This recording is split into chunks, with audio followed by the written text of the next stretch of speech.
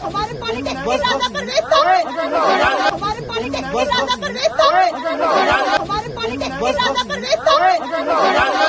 इमरान खान ने कौमी राज लीक कर दिया है, तो देखना कि इमरान खान को अब एक और नए केस में क्या भुगतना पड़ेगा। और इस केस में तो इमरान खान बिस्मिल्लाहिर्रहमानिर्रहीम, अस्सलाम वालेकुम। यह आपका अपना डिजिटल प्लेटफॉर्म है। मैं तारिक मतीन हूँ। वल्लाहु खैरुल माकिरीन। अल्लाह सबसे बेहतर तदबीर फरमाने वाला है, वही बचाएगा मेरे देश को बलाओं से, जो बारिश में शजर से घोंसला गिरने नहीं देता, क्योंकि उसकी तदबीर तमाम तदाबीर की इमाम है। पिछली पेशी पर पिंकी ने बनी गाला की बात की थी और आज उसने राजा परवेज़ अशरफ, अभी जो आपने ऑडियो सुनी है, राजा परवेज़ अशरफ की बात की और कहा हमारी पॉलिटिक्स के राजा परवेज़ कहाँ हैं। अब ये राजा परवेज़ अशरफ पाकिस्तान पीपल्स पार्टी वाले साबिक़ वज़ीर आज़म, ये वो हैं या हमारी पॉलिटिक्स में कोई और राजा परवेज़ है? कोई और तो हमारे सामने नहीं है और ऐसे नुमाया नहीं है, लेकिन पिंकी नाम ले रही है राजा परवेज़ का। बड़ा ही हैरान कुन है। और ये जो कर रही है, इस सब के पीछे है कौन? देखिए, पिंकी के बारे में मुसलसल ये बात हुई है कि ये कुछ इस वक्त इस टाइमिंग पर छोड़ा गया शोशा है, लेकिन बहरहाल उससे पहले आज क्या हुआ है, पिंकी को अदालत में पेश करना था।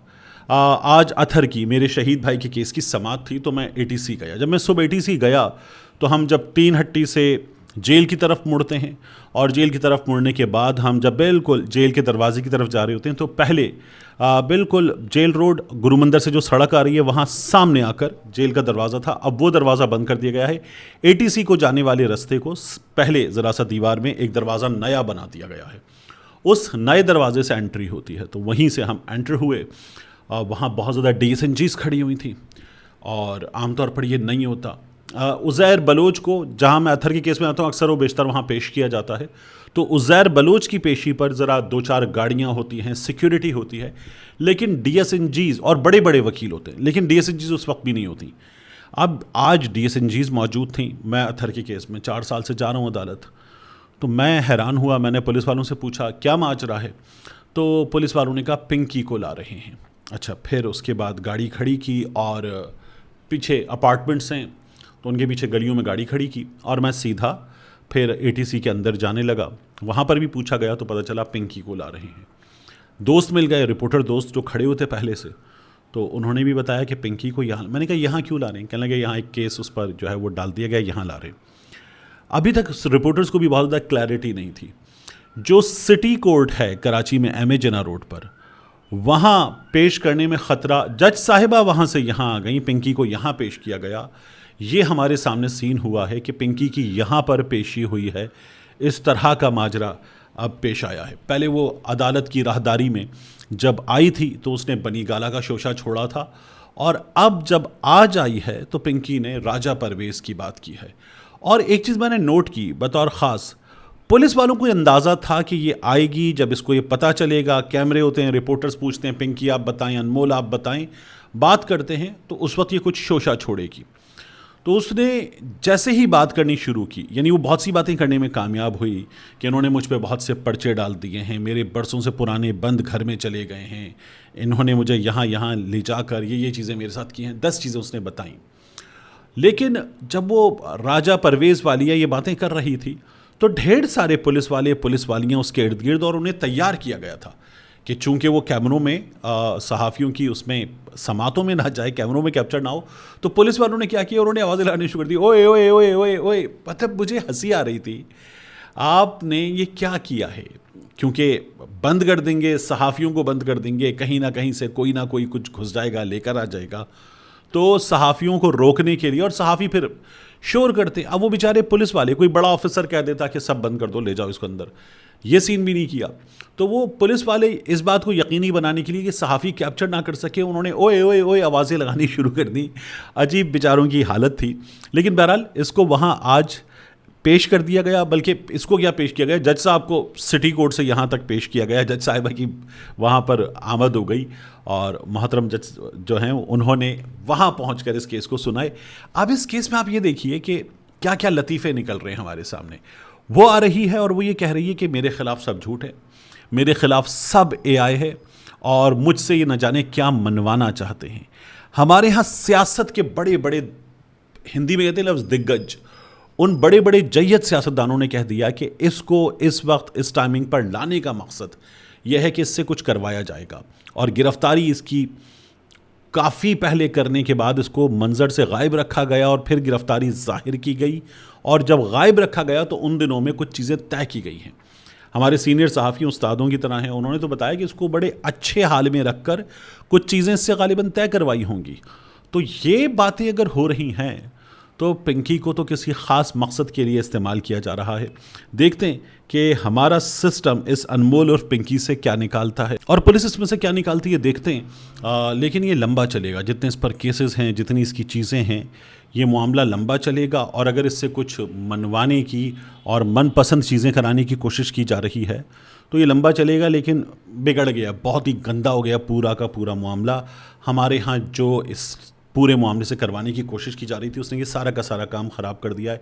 एक मुमकिना बड़ी मुजरिमा को इस सिस्टम ने अपनी हरकतों से एक बहुत बड़ा एडवांटेज दे दिया है कि उसका केस ही गंदा है, उससे तो कुछ करवाने की कोशिश की जा रही है, सारा का सारा केस ख़राब हो जाएगा। अब बात करते हैं आज के फैसला कुन दिन की। देखिए, सीनियर सहाफ़ी नईम अशरफ भट्ट साहब, उन्होंने सुहेल आफरीदी साहब पर बहुत बड़ा इल्ज़ाम लगाया। वो ये कहते हैं कि सुहेल आफरीदी साहब की 14 मई को एक अहम शख्सियत से मुलाकात हुई है। सुहेल आफरीदी साहब ने जो काबीना में तौसी की है, इस तौसी के ज़रिए उन्होंने कुछ फ़ैसले मान लिए हैं। 26वीं 27वीं तरमीम को मान लिया है, और इनके मान लेने से सुहेल आफरीदी साहब जो हैं वो गैर सियासी हल्के, ताकतवर हल्के, उनसे अलाइंड शायद नज़र आ रहे हैं। और इमरान खान के मामले में सुहेल आफरीदी साहब ने कहा था कि मंगल को यकीन दहानी कराई गई है कि मंगल से पहले मुंतकिल कर दिया जाएगा इमरान खान साहब को हॉस्पिटल। नहीं हुआ, आज का दिन है। अगर आज रात किसी वक्त कर देते हैं इमरान खान साहब को हॉस्पिटल मुंतकिल तो ठीक, वरना कल सुहेल आफरीदी साहब ने ज़रा सख्त रवैये के साथ आने की बात की है। ये सुहेल आफरीदी साहब का मामला हुआ। महमूद खान अचकज़ई साहब कहते हैं कि हम पीर को ऐवान चलने नहीं देंगे। जब आप ये वीडियो देख रहे होंगे तो मुमकिना तौर पर इजलास जारी होगा उस वक्त कौमी असम्बली में पाकिस्तान तहरीक इंसाफ वालों का, अपोजिशन लीडर के चैम्बर में, और वहाँ उस इजलास में पाकिस्तान तहरीक इंसाफ कुछ फ़ैसले करेगी कि आज जो इजलास है 5 बजे असम्बली इन सेशन है, तो उस इन सेशन इजलास में ये लोग क्या करेंगे, उसको चलने नहीं देंगे, कैसे किया जाएगा पाकिस्तान तहरीक इंसाफ की जानिब से। हुकूमत बहुत सख्त रवैया इख्तियार करने का ऐलान कर चुकी है। तो पाकिस्तान तहरीक इंसाफ ने तो धमकी, अल्टीमेटम, मोहलत दी हुई है। अगर इस मोहलत देने के बाद काम नहीं होता तो फिर क्या होता है हमारी सियासत में? हमारी सियासत में होता है दमादम मस्त कलंदर, कि तुमने हमारी बात नहीं मानी, मान लेते तो ठीक था, अब देखो हम क्या करते हैं। ये हमारी पॉलिटिक्स है। लेकिन इस पॉलिटिक्स में गुज़श्ता कुछ अरसे में गैर सियासी ताकतों की मुदाखलत की वजह से हुआ यह है कि धमकी देती है अपोजिशन, और अपोजिशन कहती है देखना हम क्या करते हैं, और उससे पहले हुकूमत अमल करती है। हुकूमत दमादम मस्त कलंदर भी करती है, हुकूमत जो है वो ऐसी की तैसी भी करती है, हुकूमत डंडा भी चलाती है, हुकूमत छितरौल भी करती है, सड़क पर हों तो आंसू गैस के शेल भी मारती है, रबर बुलेट्स भी मारती है, घरों से उठाती है, सब कुछ कर देती है। तो मोहलत देती है अपोजिशन, अमल करके दिखाती है हुकूमत। ये हमारी हुकूमत ने हमें दिखाया है बाज़ाब्ता तौर पर कि अब हम ये करेंगे। तो अपोजिशन यहाँ पर भी नाकाम नज़र आ रही है। आज देख लेते हैं महमूद खान अचकज़ई साहब का अपने दिए गए अल्टीमेटम के बाद पहला इम्तिहान है, वो क्या करते हैं। आखिरी चीज़, जाते जाते ये ऑडियो सुनिए। मरीम नवाज़ शरीफ साहिबा गाड़ी में बिल्कुल नीम दराज, शायद बहुत थकी हुई थी, बता रही थी किसको बेवकूफ़ बना रहे हो भाई, जेब से पर्चा निकाल कर लहरा दिया। तो और बेचारा क्या करता, पर्ची जेब से निकाली, खाली पेपर, ये सबूत है। पर किसको बेवकूफ बना रहे हो? को जो गैर मुल्की ताकतें होती है वो सबूत लिख के देती है। अजीब बात है भाई। अच्छा, आप ड्रॉप साइट न्यूज़ ने साइफर शाया कर दिया है। अब वो जो साइफर शाया हुआ है उस साइफर को देखिए आप, और उस डीकोडेड साइफर में तमाम चीज़ें मौजूद हैं, और तहरीक-ए-एतमाद इमरान खान के ख़िलाफ़ कामयाब होती है तो सबको माफ़ कर दिया जाएगा, ये सब कुछ मौजूद है। सफ़ीर की असेसमेंट मौजूद है, और जो बात इमरान खान साहब ने की थी वो मौजूद है। फिर एक चीज़ और कि जो मिनट्स ऑफ मीटिंग जारी किए गए कौमी सलामती कमेटी के 2 इजलासों के बाद, उनमें साइफर का नंबर लिखा हुआ था, और जो ड्रॉप साइट न्यूज़ ने, रायन ग्रिम ने वॉरकास्ट ने, इन लोगों ने जो साइफ़र शाया किया है ड्रॉपसाइट न्यूज़ पर, उस साइफ़र में भी नंबर वही मौजूद है। वो बिल्कुल वही साइफ़र है जो सामने आया था। अब नून लीग वाले ये कह रहे हैं कि देखो इमरान खान के साथ क्या होता है, इमरान खान ने कौमी राज लीक कर दिया है, तो देखना कि इमरान खान को अब एक और नए केस में क्या भुगतना पड़ेगा, और इस केस में तो इमरान खान फट्टे चढ़ेगा। ये दावे नून लीग वालों की जानिब से किए जा रहे हैं।